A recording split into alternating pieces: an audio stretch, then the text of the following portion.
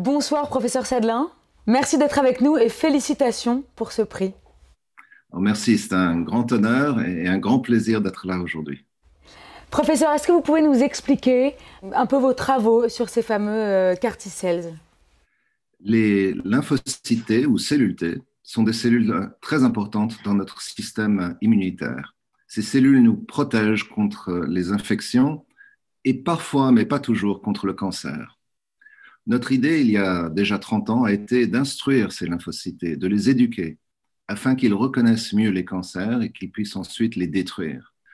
Et c'est comme ça que les CAR T-cells sont nés. Ces cellules, donc, qui sont donc un type de globules blancs, sont retirées du patient et ensuite réinjectées. Vous parlez à ce moment-là de médicaments vivants. Dans cette forme de médecine, effectivement, le médicament n'est pas une molécule chimique, c'est une cellule. Et la cellule vient du patient lui-même ou elle-même. Il faut donc prélever du sang, ces lymphocytes, les amener à un laboratoire où on y introduit le gène et ce gène va donc instruire ces lymphocytes pour qu'ils deviennent des agents anticancéreux. Dans ce cas, ce médicament n'est administré qu'une seule fois car il se divise et c'est là que nous les avons appelés médicaments vivants. Donc le CAR T-cell est un lymphocyte génétiquement instruit qui se multiplie dans le corps du patient avec son cancer, qui cherche chaque cellule cancéreuse jusqu'à ce qu'il, on espère, trouve la dernière. On vous sent très optimiste, du coup on peut l'être aussi. C'est une bonne nouvelle pour les patients avec des leucémies et des lymphomes. Les patients que nous avons traités, que d'autres ont traités, sont des patients qui avaient une maladie dite réfractaire. Il n'y avait donc plus d'options. Et une bonne partie de ces patients ont aujourd'hui une survie de plusieurs années. Et je crois qu'on peut dire déjà pour les premiers qui ont été traités il y a plusieurs années qu'ils sont guéris de leur cancer. En tant que chercheur, ça doit être évidemment une très grande satisfaction de voir que vos travaux aboutissent à des traitements qui fonctionnent. Il y a deux niveaux de satisfaction.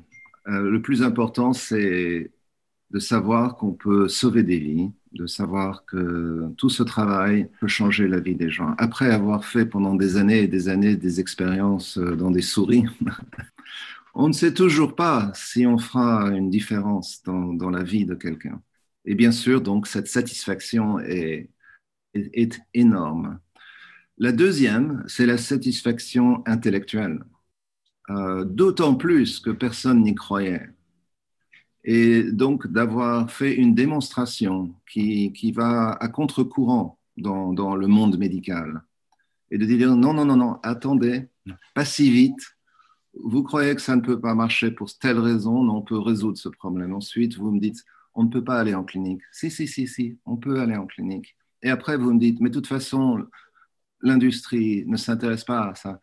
Pas si vite, regardez, maintenant l'industrie s'intéresse à ça. Et ensuite, on vous dit, ah oui, c'est dans ce cancer, mais vous ne pouvez pas faire d'autres cancers. On va dire, pas si vite, attendez. Et je dois préciser qu'en fait, le support financier philanthropique a été très important pendant plusieurs années pour maintenir notre laboratoire en vie, si je puis dire, et aussi pour permettre les premiers essais thérapeutiques.